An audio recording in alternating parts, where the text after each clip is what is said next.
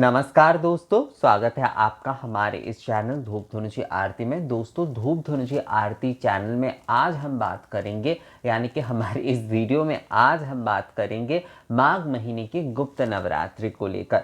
माघ महीने की गुप्त नवरात्रि जो कि 12 फरवरी से शुरू होने वाला है।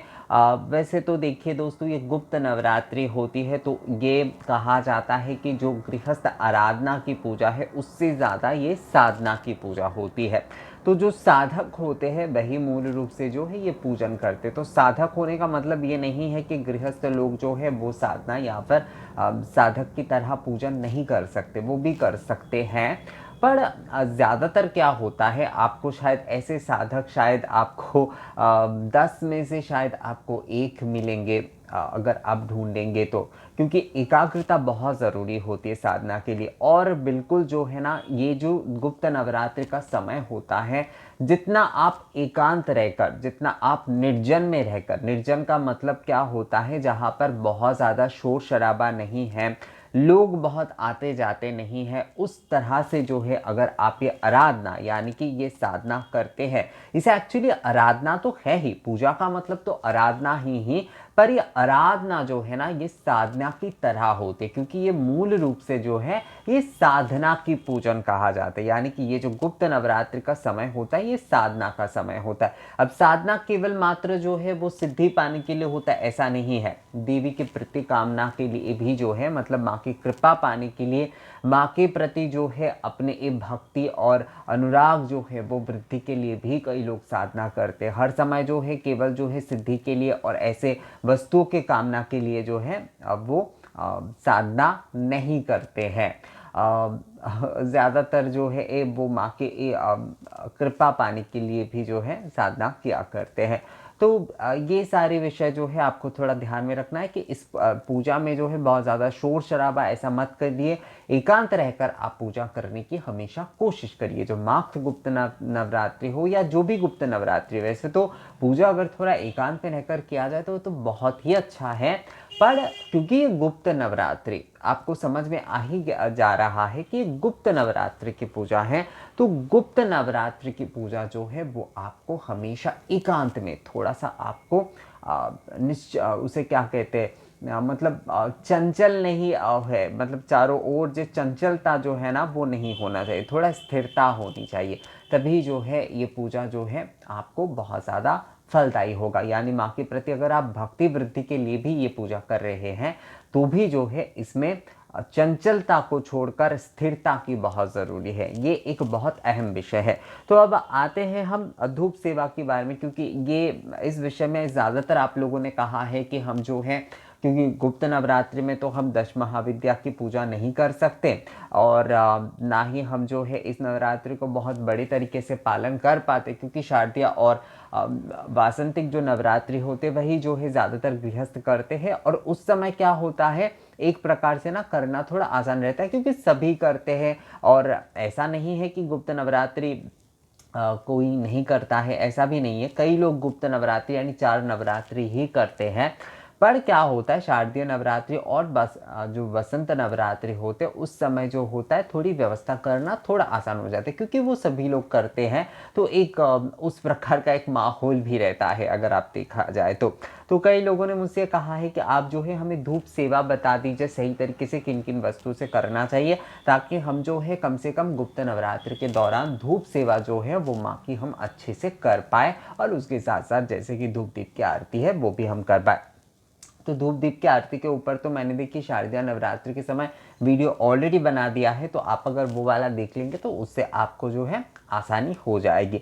मूल रूप से आरती में जो है आपको धुनुची धूप और जो है घी के जो पंचबाती के जो दीपक है उससे ही आपको आरती करना चाहिए।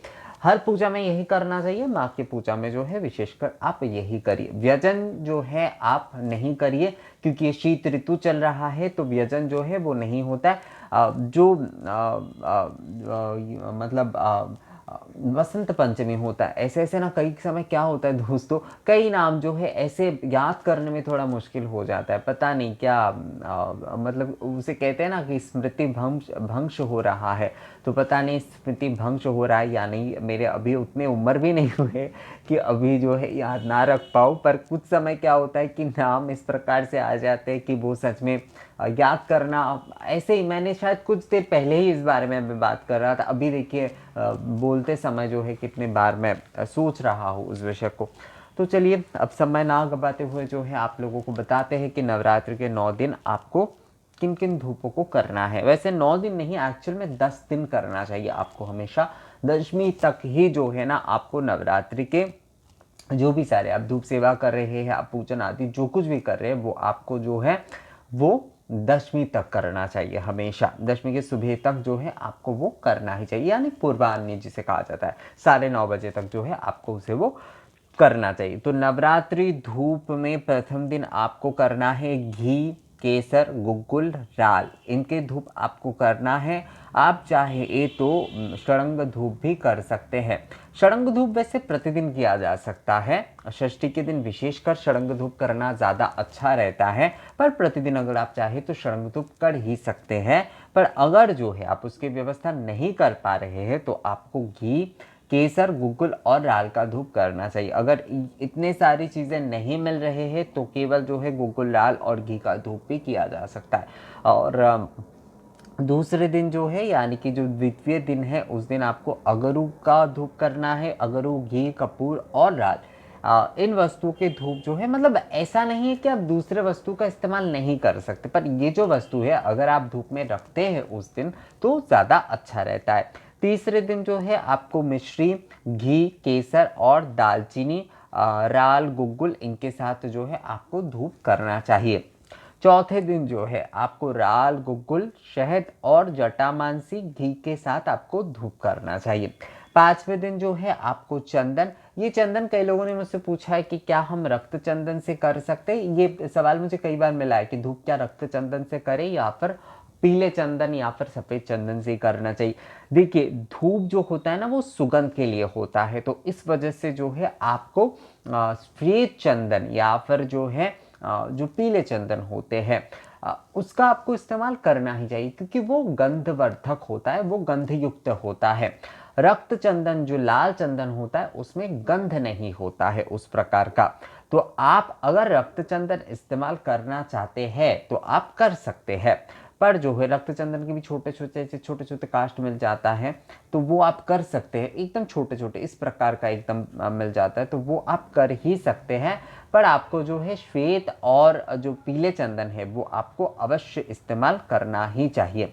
इसके साथ साथ आपको राल, गुग्गुल और बेलफल धूप जो है वो आपको पंचमी के दिन जो है वो करना है। बेलफल धूप जो होता है वो बहुत ही अच्छा होता है, माँ को बहुत प्रिय होता है, और बेलफल धूप जब आप करें तो उसे जो है आप घी के साथ करेंगे तो ज़्यादा अच्छा रहेगा।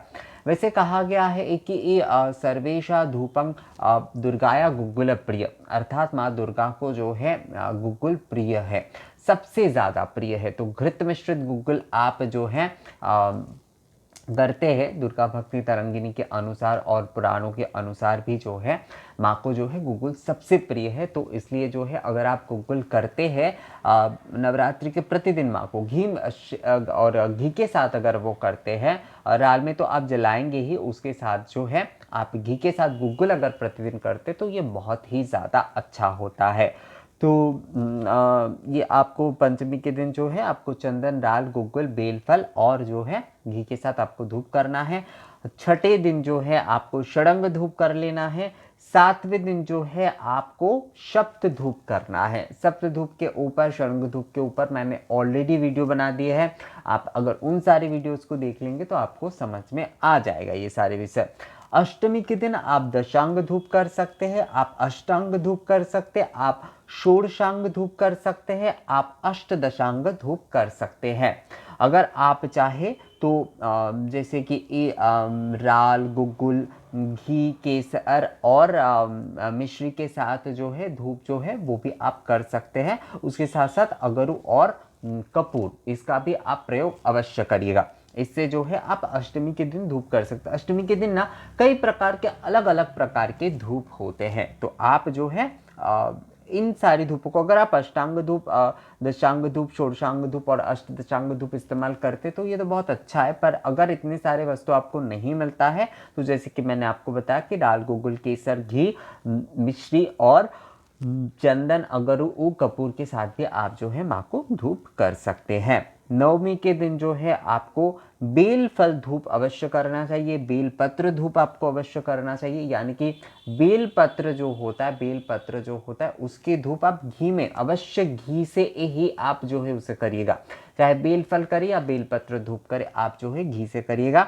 आप जो है सूखे नारियल सूखे नारियल की तिली से भी जो है आप धूप कर सकते हैं। मतलब सूखे नारियल के टुकड़े जो होते हैं छोटे छोटे, उससे भी आप जो है घी गुड़ के साथ आप धूप कर सकते हैं। उसके साथ साथ राल गुगुल का भी आप धूप कर सकते हैं। उसके साथ जो है दशांग धूप भी आप नवमी के दिन कर सकते हैं।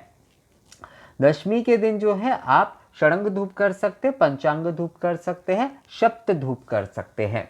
तो इसी प्रकार से जो है आपको 10 दिन जो है ना धूप कार्य करना है। अब अगर आप जो है प्रतिदिन षडंग धूप करना चाहते तो आप वो भी कर सकते हैं। प्रतिदिन अष्टांग धूप अगर आप केवल करना चाहते तो आप वो भी कर सकते हैं। मूल विषय यही है कि जो मैंने आपको बताया, ये धूप सामग्री के बारे में जो मैंने बताया, अगर वो आप कम से कम, मान लीजिए कि आपके पास जैसे कि घी, केसर, गुगुल, राल, तो आपके पास शायद केसर अच्छे वाले नहीं है। हमेशा ना शुद्ध वाले, अच्छे वाले चीज़ें ही आप धूप में इस्तेमाल करिएगा, क्योंकि धूप जो होता है ना वो भोग होता है, धूप सेवा जो होता है वो भोग होता है। तो अच्छे वाले चीज़ें ही आप इस्तेमाल करिएगा। तो इसमें से मान लीजिए आपको 2 चीज़ नहीं मिल रहा है तो उसमें घबराने की कोई बात नहीं है। बस आपको गुगुल, राल और घी, इन तीनों चीज़ों का जो है इस्तेमाल आपको करना ही है। मैं हमेशा हर वीडियो में कहता हूँ ना कि आपको अगर कोई और धूप नहीं मिल रहा है तो आप राल गुगुल के साथ जो है, घी के साथ जो है आप धूप सेवा कर सकते, धूप निवेदन कर सकते। आरती के लिए भी उस धूप को प्रज्वलित करके उससे ही जो है आप आरती कर सकते हैं। अब धुनुची धूप में जैसे कि पीतल के धुनुची में ही आपको जलाना चाहिए। मिट्टी के अगर आप जलाते हैं, यानी मिट्टी के धुनुची में अगर आप धूप सेवा करते हैं तो हर बार आपको एक नए जो मिट्टी के धुनुची है, छोटे वाले ही आप ले सकते हैं, वो आपको देना होगा। एक बार इस्तेमाल हो जाने वाले धुनुची में दोबारा जो है धूप सेवा नहीं किया जाएगा। इसलिए मैं हमेशा कहता हूँ कि पीतल के 2 धुनुची आप रख लीजिए, इससे आपको आसानी होगी। तो 2 धुनुची में अगर आप करना चाहते हैं, यानी कि कई लोगों के पास एक पीतल का धुनुची होता है तो उससे वो आरती करते हैं, पर अगर मिट्टी का आप कर रहे हैं इस्तेमाल तो हर बार जो है एक नए मिट्टी के धुनुची आपको देना चाहिए। प्रतिदिन जो है आपको प्रतिपदा से लेकर जो है नवमी तक जो है आपको 4 बार धूप सेवा करना चाहिए। एक जो है वो सुबह के समय आप करिए, एक जो है पूर्वाह्न के समय करिए, मध्याह्न के समय करिए, सायाह्न के समय करिए। रात्रि के बाद जो है धूप सेवा मूल रूप से नहीं होती है। कई लोग कहते हैं कि हम शयन के समय भी धूप सेवा कर सकते हैं, तो नहीं, शयन के समय धूप सेवा नहीं होती है। नित्य पूजा में भी नहीं होती है और विशेष पूजा में भी नहीं होती है। शयन के समय किसी भी प्रकार की कोई धूप सेवा नहीं होगी। आपको जो है सुबह यानी कि मंगल मुहूर्त में आप कर सकते हैं, पूर्वाह्न के समय कर सकते हैं, मध्याह्न के समय कर सकते हैं, सायाह्न के समय कर सकते हैं। अगर 2 बार आप करते हैं, 3 बार अगर आप करते हैं तो पूर्वाह्न में करिए, मध्याह्न में करिए, सायाह्न में करिए। अगर 2 बार आप करते हैं तो पूर्वाह्न में करिए और एक जो है आप सायाह्न में करिए। तो इस प्रकार से जो है आप धूप सेवा कर सकते हैं। पर सबसे अच्छा होता है अगर आप 4 बार ही धूप सेवा कर पाते हैं तो इन्हीं सारी वस्तु जिन सबके बारे में मैंने आपको बताया, उन सारी चीज़ों का इस्तेमाल करके जो है, उन सारे द्रव्य का इस्तेमाल करके आप केवल धुनुची धूप से ही जो है आपको माँ को धूप सेवा आदि करना चाहिए। धूप सेवा करते समय ना इस बात का विशेषकर ध्यान रखिएगा कि उस दौरान आपके घर पे किसी भी प्रकार के मांस मछली तो दूर, उस समय प्याज, लहसुन या फिर किसी भी प्रकार की ऐसे गंधयुक्त खाना नहीं बनना चाहिए। सादा खाना खाइए, खिचड़ी खाइए, सब्जी वगैरह जो कुछ भी होता है, मतलब सादा खाना जितना आप खा पाते। मसाले वगैरह, गरम मसाले वगैरह बहुत सारे लोग कहते हैं कि ये खाना चाहिए या नहीं, क्योंकि वो भी गंध होता है, तो वो खाया जा सकता है थोड़ा सा, उसमें समस्या नहीं है। पर जो प्याज वगैरह ये सब कुछ होता है, ये थोड़ा आप जो है नवरात्रि के समय आप स्किप कर दीजिए।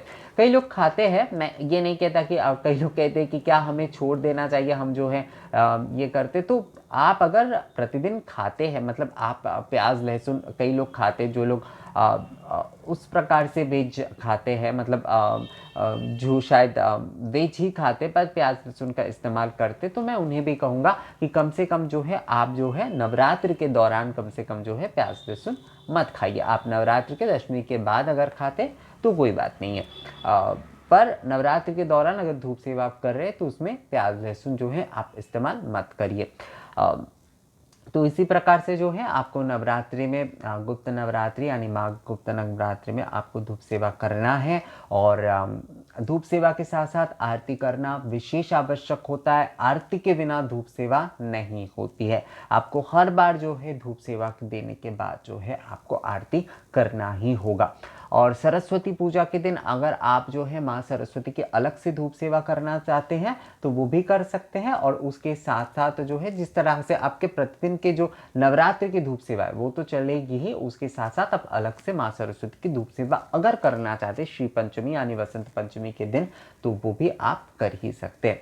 तो दोस्तों माँ गुप्त नवरात्रि में धूप सेवा को लेकर आप में से कई लोगों ने मुझसे जानना चाहा था, तो मैंने आप लोगों को द्रव्यों के बारे में बताया है। द्रव्यों को लेकर किसी भी प्रकार के आप जो है यानी धूप सामग्री को लेकर कंफ्यूज मत होइएगा कि अगर किसी चीज़ का अभाव होता है तो आप अपने मन मारकर बैठ मत जाइएगा।